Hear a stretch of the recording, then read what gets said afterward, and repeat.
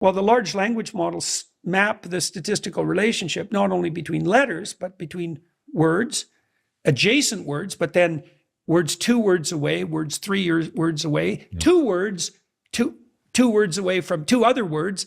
Hi, what's going on, everybody? Welcome back to Philosophy Insights. Today, we look at an absolutely great recent interview with Jordan Peterson by Tom Bilyeu. Also, thanks to Tom for allowing us to use his content. Well, I think that we'll be able to use the large language models. Where I've tongue-in-cheek established a new scientific discipline with a former student of mine, Victor Swift, who now works with me and works on large language models, which we've been playing with a lot, computational epistemology. So he's found a set of 10 words that functionally replace the notion of God in the English language corpus. What are the 10 words? I don't know all 10 of them, to tell you the truth, but you can imagine. So imagine God is the shared variance of words such as good, true, beautiful, just, merciful. Interesting. Right. So then imagine that God dies. So that center word disappears. Yeah. But the spirit's embedded in the cloud of concepts. Well, the cloud of concepts around a given concept is the archetype. The central tendency of a cloud of related concepts is the archetype. Yeah. That makes sense. We can map it. We can map it now with the large language models. Yeah, Okay. It's stunning. That's really important for people to understand that in cracking, at least mimicking human intelligence in a way where we can't distinguish the difference, what you're looking for are these interconnected patterns.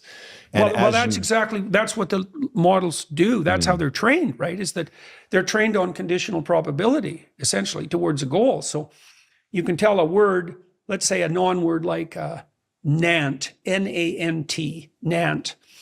That's it's a non-word, but it's less of a non-word than ZXQR. Well, why? Well, because the statistical relationship between the letters in the word Nant are more akin to English words than the statistical relationships letter to letter in the all consonant non-word. Okay. Well, the large language models map the statistical relationship not only between letters, but between words, adjacent words, but then words 2 words away, words 3 words away, 2 words, two words away from 2 other words, like the whole map, essentially. Right. And so, but they do that statistically. They do that mathematically. So what that means now is that if these models are programmed honestly, trained honestly, a very difficult thing to manage, then we can use statistics to evaluate the structure, the implicit structure of meaning. And that's what literary critics have been doing forever. And, Harris, when he argued with me, he said, well, that's just your interpretation, which meant of the biblical texts, for example, which turned him instantly into a postmodernist, right? There's an infinite number of interpretations of any text, and there's no canonical order between them. That's the postmodernist claim. The lack of meta-narrative, let's say, which means there's no union. It means there's no comprehensibility. It means everything fragments ultimately, which is what they wanted, so they could dance in the ruins and pursue their own short-term gratification, right? With power as their hypothetical guardian and guide. Terrible. These interpretations aren't arbitrary. They're not arbitrary. They're coded into the language. That's what makes the language without that coding, their language would not be comprehensible. Now, the postmodernists even knew this to some degree because they knew, Saussure, he wasn't a postmodernist, but he was a precursor. He knew that the meaning of a word was coded in its relationship to other words. Now, it's more complex because it's the same for phrases and sentences and paragraphs. In the entire structure has that, what would you say, that network nature, right? But none of that's arbitrary. And here's why it's not arbitrary. This is so cool. It's not arbitrary partly because it has to be comprehensible to you and to me and to everyone else. So that's a terrible constraint, right? It's like it has to be a game everyone can play. So that's a really wicked constraint, one of those multidimensional constraints we were talking about earlier, but there's more to it. I had a vision of this week about how this, and it's been developing for years, this idea. So imagine there's like a central pillar. I envisioned it as a pillar of fire with sort of God at the base of that. And then there are stacked discs of manifestation, material, imaginal, No, material, behavioral, imaginal, semantic, right? So the material world has an implicit structure that's captured in imagination. And so the world of images is going to have the same networked structure as the world of words that the LLMs have modeled. Soon the LLMs will be able to model the world of images. And soon they'll be able to lay them on top of one another. And that's what we do, because our semantic representation system is isomorphic with the underlying imaginal system. And that's isomorphic with the behavioral system. And that's isomorphic with the material system. And so and then the concordance between those is the truth of the claim, right? So if it's true semantically, imaginatively, behaviorally, and it's reflective of the structure of the material world. That's a tight set of constraints. There's nothing arbitrary about that. The meaning is only in the text. That's the ultimate claim of the disembodied, rational, prideful intellect. It's all in the words. It's like, no.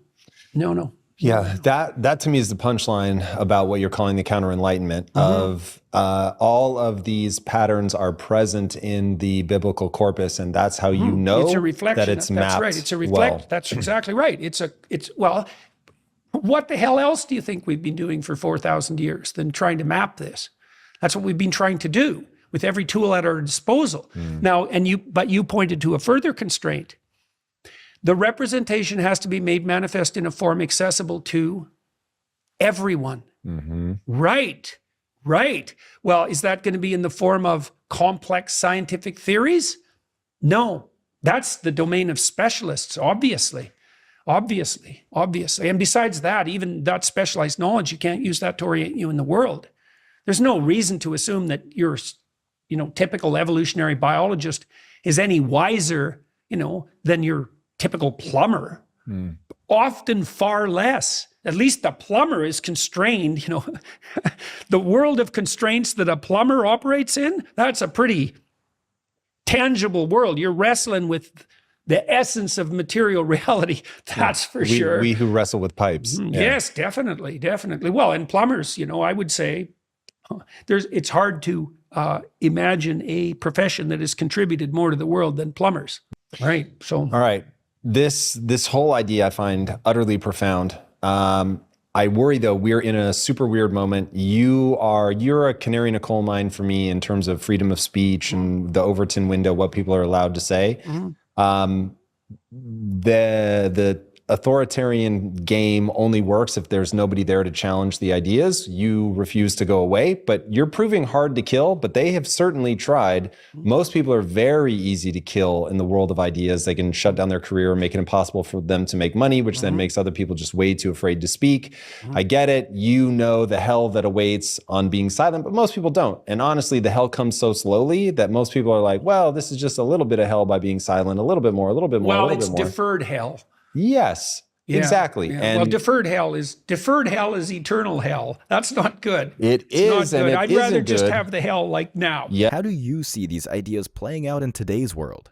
Let us know in the comments below, and if you enjoyed this exploration, please like, share, and subscribe for more thoughtful discussions.